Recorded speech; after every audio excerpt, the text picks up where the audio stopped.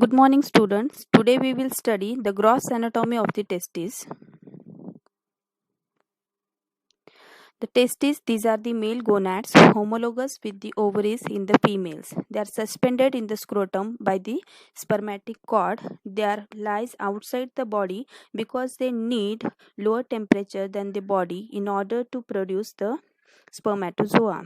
The left testis lies slightly at the lower level than the right. The functions of the testes, these are the production of the spermatozoa and secretion of the testosterone, that is the male hormone. The testes, these are oval or ellipsoid in shape and they are compressed from side to side. The length of the testis is about 5 centimeter. The breadth is about 2.5 centimeter and it is 3 centimeter thick. It weighs about 10.5 to 14 grams. Let us see the details of the external features of the testes. So this is the figure showing the lateral view of the right testis and the surrounding structures. So this oval structure is the testis and this is the comma shaped structure called as the epididymis. This epididymis, it has a head, body and the tail which is continuous with the ductus deferens. Then this testis, it has two poles, the upper pole and the lower pole. Both the poles, they are convex and the smooth. The upper pole, it lie along the head of the epididymis. It also gives attachment to the spermatic cord and it also possesses a small sessile fibrofatty body called as the appendix of testis. This appendix of testis, it is a remnant of the paramesonephric duct. In vicinity of that, the head of the epididymis, it also bears a small pedunculated structure called as the appendix of epididymis. It is a remnant of the cephalic part of the mesonephros. Then the testis, it has two borders, the anterior border and the posterior border.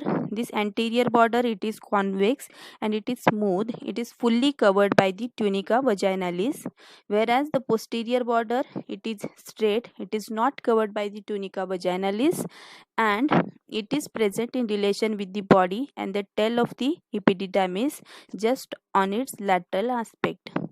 The testis, it has two surfaces, the medial surface and the lateral surface. The lateral surface at its posterior aspect, it is separated from the epididymis by means of a recess, and this recess is nothing but the invagination of the tunica vaginalis and it is called as the sinus of the epididymis. This sinus of epididymis, it is very important while determining the side of the testis. Okay, let us see the coverings of the testis. The testis, it is covered by three intrinsic coverings from outer to inner aspect. These are the tunica vaginalis, which is the outermost one, then the tunica albuginea and the innermost tunica vasculosa. Yes, then this tunica vaginalis, here it is having two layers, that is the parietal and the visceral layer and a cavity in between them. It is a serous sac representing the persistent lower portion of processus vaginalis. It is invaginated by the testis from behind. As a result, it has parietal and visceral layer and a potential cavity in between. It is completely encloses the testis from front and the sides, but it lacks posteriorly. The tunica albuginea, it is a thick, dense layer of fibrous tissue enclosing the testis. It is covered by the visceral layer of the tunica vaginalis. Posteriorly, this tunica vaginalis, it forms a thickened vertical mass and that is called as the mediastinum testis. The tunica vasculosa, it is the inner vascular lining of the testes, lining the lobules of the testes. Then let us discuss the internal structure of the testes. The numerous incomplete septas. So this is the mediastinum testis, and from this mediastinum testis, the numerous fibrous incomplete septas that are extending into the interior of the testis, and it divides the substance of the testis into lobules, near about 200 to 300 lobules that are present in each of the testes. Then each of these lobule, it contains a highly coiled tubule, and that is called as the seminiferous tubule. This is the tubule lined by the thick multilayered germinal epithelium that produces the spermatozoa. When stretched out, this seminiferous tubule, it measures about 60 centimeter in length. These seminiferous tubules, they join each other as they pass towards the mediastinum to form the straight tubules. So these are the straight tubules which are moving towards the mediastinum testis. In the mediastinum testis, these straight tubules form a network of channel, and that is called as the rete testis. So the efferent ductules, they forms a network of channel at the rete testis. Then from this rete testis, 15 to 20 efferent ductules that are emerges from the upper pole of the testis, and they enters into the head of the epididymis. Here their highly coiled structure is there, and finally they condenses to form a single tube, and that is called as the duct of epididymis. This duct of epididymis, it is also a highly coiled structure which finally continues with the ductus deferens. So the details of the arterial supply of the testes. The testicular artery supplies the testes, which arises from the abdominal aorta at the level of the second lumbar vertebra. Then it passes downwards and laterally to reach the deep inguinal ring. Then it travels through the inguinal canal within the spermatic cord to reach the testes. Then within the testes, there are number of branches that are arising from the testicular artery. These are the smaller branches, and two larger branches are there. The medial and lateral branches, these pierces the tunica albuginea and ramify on the surface of lobule of the testes to form the tunica vasculosa.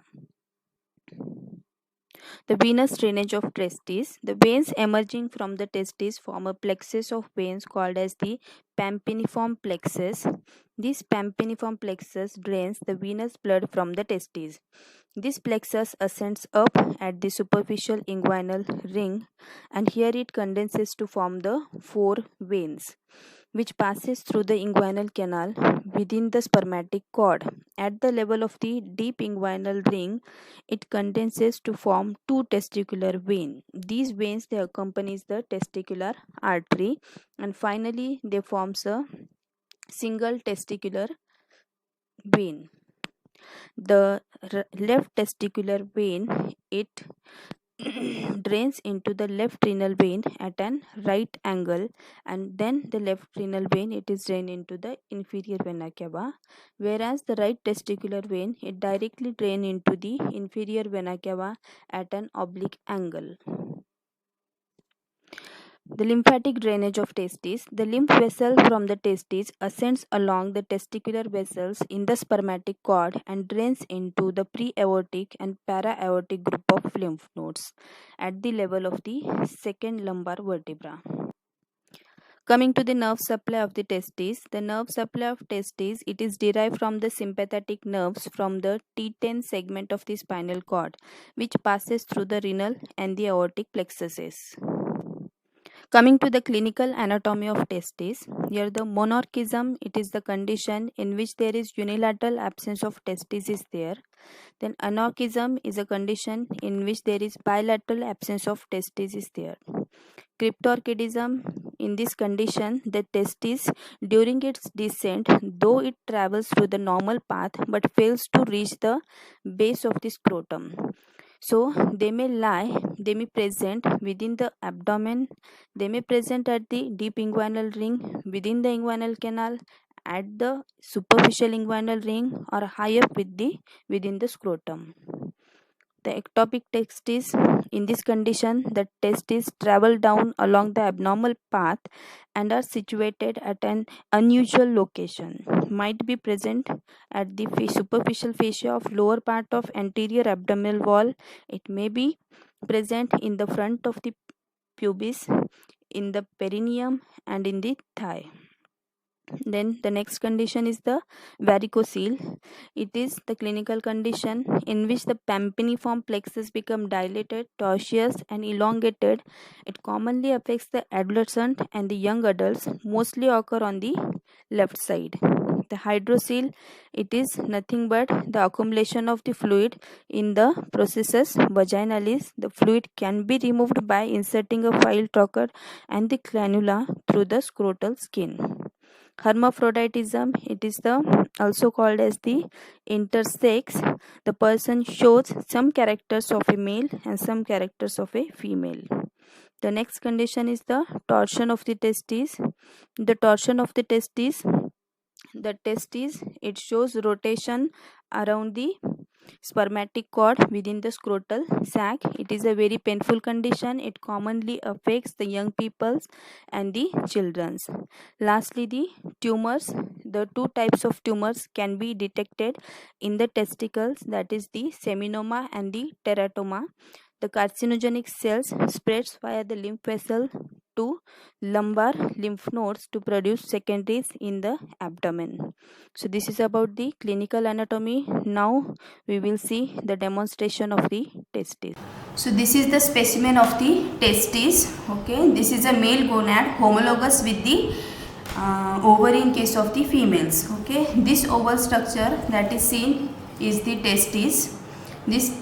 This comma-shaped structure is the epididymis, having the head, body and the tail, and this cord-like structure is nothing but the spermatic cord by which the testes they are suspended into the scrotal sac. This oval structure is the testis. It has the upper pole and the lower pole. Both the pole, the upper and the lower pole, they are convex and the smooth. This upper pole, it is present in contact with the head of the epididymis. It also provides attachment to the spermatic cord. This upper pole, it also shows presence of a small oval structure, and that is called as the appendix of testis. It is a remnant of the Mullerian duct. And then this is the anterior border of the testis, which is convex and the smooth, and it is fully covered by the tunica vaginalis. Then this is the posterior border of the testis, which is straight. Then it is present in contact with the body of the epididymis, which is present just lateral to the posterior border. Then these are these two surfaces of the testis. This is the medial surface and this is the lateral surface. This lateral surface, when it come in contact with the epididymis, it shows a recess, and this recess, it is due to the invagination of the tunica vaginalis, and it is called as the sinus of the epididymis. This sinus of the epididymis, it is present posterolateral to the testis. Remember that this sinus of epididymis helps in determination of the size of the testis. Okay, so to determine the size of the testis, here this is the upper pole, the lower pole is here. Then this is the convex anterior border, this is the straight border, the medial surface and the lateral surface. Okay, so this testis belongs to the right side. To hold the testis in the anatomical position, suspend it with the spermatic by holding the spermatic cord so that its upper pole should be tilted forwards and medially. Okay, so this is the anatomical position of the testis, and this testis